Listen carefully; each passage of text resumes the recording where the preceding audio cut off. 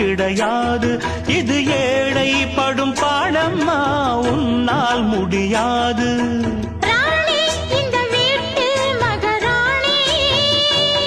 உங்க பாணி புது பாணி தள்ளிப்போனே.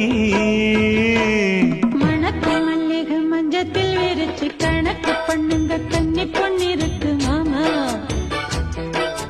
சிரிச்சு மயக்கும் சின்ன பெண் உனக்கு எதுக்கு இப்படி புத்தியும் இருக்கு போமா.